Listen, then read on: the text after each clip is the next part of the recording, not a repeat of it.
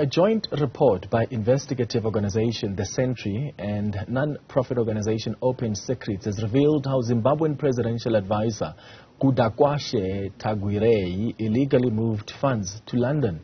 It's alleged that South Africans and Mauritians played a critical role in assisting Tagwirei to move the millions. Joining us now to tell us more about the findings of this investigation is Donovan, who is a senior investigator at the Sentry. Thank you for making time for us, Nick. How did he do it? This is a small example of the billions that move out of Africa and Southern Africa every year and that we sometimes hear about, and it's a microcosm. So he did it without help. To move around 430 million rand, you need banks, you need lawyers, you need company formation agents, and he needed some South African directors. And each of those played a different role in helping him move the money, first from Zimbabwe, then to Mauritius, and then from Mauritius to here in the UK where I am. And have these other players been mentioned as well? We know him as the central figure, obviously as someone who is alleged to have approached these people. But do we know who these banks, these lawyers and South Africans are who may have assisted him? Yeah, so normally when investigators, for example, people looking at the Guptas, they'll focus on the Guptas and the big players, and this time we wanted to focus on the so-called enablers, so the people who either turned a blind eye or knew about allegations about Tagwirei's possibly tainted funds, how he'd obtained his money, and didn't ask the right questions or knew and went ahead and helped him anyway. So this occurred during a period before he was sanctioned by the US and the UK, but after Zimbabwean journalists had published stories about two corruption scandals, one involving building a diesel power plant and one about an agriculture scheme. And those are sort of pretty readily available on, if you Google his name, so anyone who was working with him should have been able to work out that there might have been some red flags for where the source of the funds were coming from, and should have been asking questions and possibly reporting transactions to their regulators in South Africa or in Mauritius or in the UK. How much money are we talking here, Nick? So it was 431 million rand, about 30 million US dollars at the time. This is in 2019. And what was the modus operandi? Is this money that he was investing as a facade? Is it money that they used to buy property and then ultimately it ends up in Mauritius? So how did it move from his country into the country where it was intended for? So there were two Zimbabwean mines that were owned by a British company. They'd gone bankrupt and they were in judicial management and they were being run from the UK. And the possible taint on the funds from Tagwirei came with Command Agriculture, which was this scheme where it's complicated, but he got a favourable exchange rate, according to some legal analysis that we've seen, when he was paid by the Reserve Bank. And then the modus operandi for moving the money out of Zimbabwe was it did it in a couple of stages. One time they, in emails that we saw the South African directors of the front company in Mauritius discussing issuing a false invoice, pretending that they were going to export cooking oil, but instead no cooking oil actually flowed and they just sent over the money from Zimbabwe to Mauritius. And this is a technique commonly used in trade-based money laundering, these kind of false invoices. And we corroborated that by checking customs data, and there were no shipments of cooking oil between these two companies.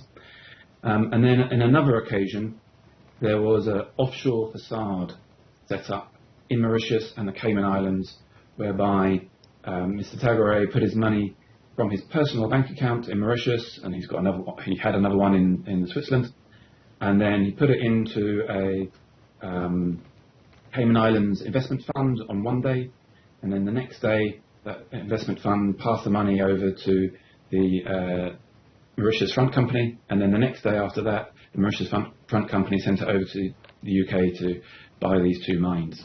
And so it was like passing through, and the object was to distance Mr. Tagwirei away from the transaction. So if anyone asked for the source of funds, they could just say, it's a Cayman Islands investment fund, and in this way they're able to hide his identity.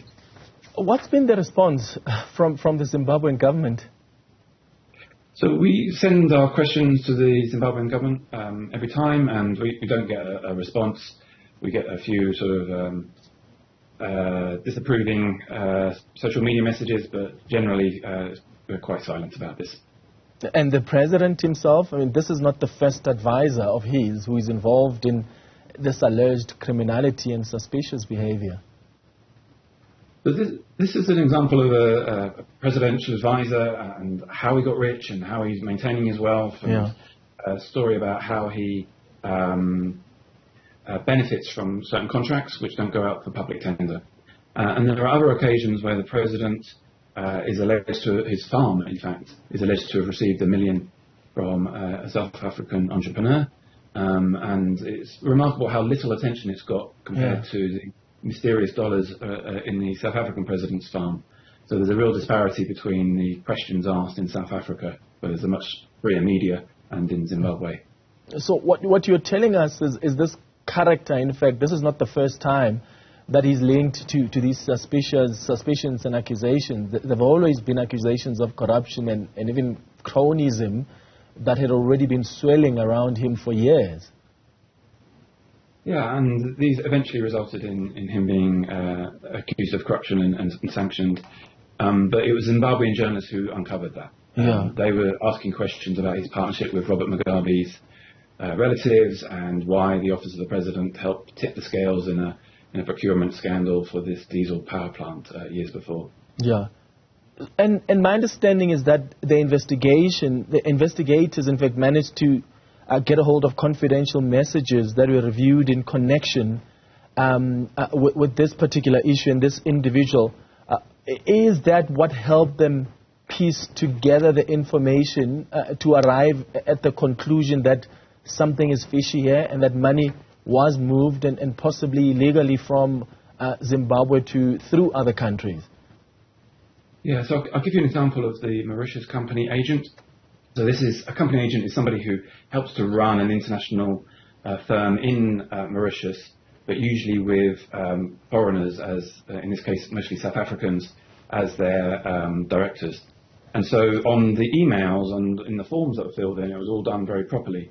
But in the WhatsApp messages that we were able to see, there's a different story. And so while at the very beginning, the Mauritius company agent might not have known that Tagwirei was fully involved, about 8 months in, one of the directors is confessing to being a front for Tagwirei, and then later on, the Mauritius company agent said, I can't move a single cent out of this company without Tagwirei's permission, even though he wasn't a shareholder and a director.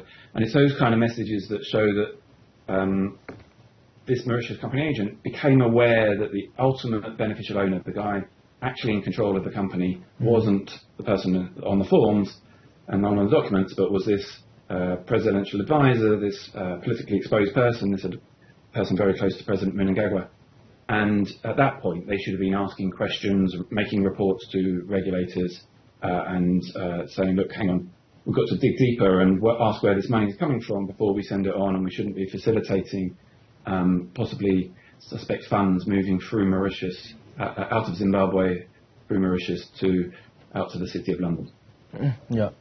Are law enforcement agencies in Zimbabwe the only ones who can respond to this and act, or other authorities can? So we've been recommending that in South Africa, the authorities take a look at this. One of the reasons is that it was South African directors and operating with a South African company that discussed creating the false invoice, which allowed this, ostensibly it was on for cooking oil, and then it allowed this money to go through. So if you're issuing a false invoice, you might be committing an offence, and the police and NPA should be taking a look at that. And then in Mauritius itself, because we've got these WhatsApp messages, it's possibly a failure on the part of the company agent to ask the right questions at the right time and to fully perform their duties. And so we're asking that the Financial Intelligence Unit and the regulator there in Mauritius take a closer look at these transactions also. All right, Nick, Donovan, thank you for making time for us. He's a senior investigator at the Sentry.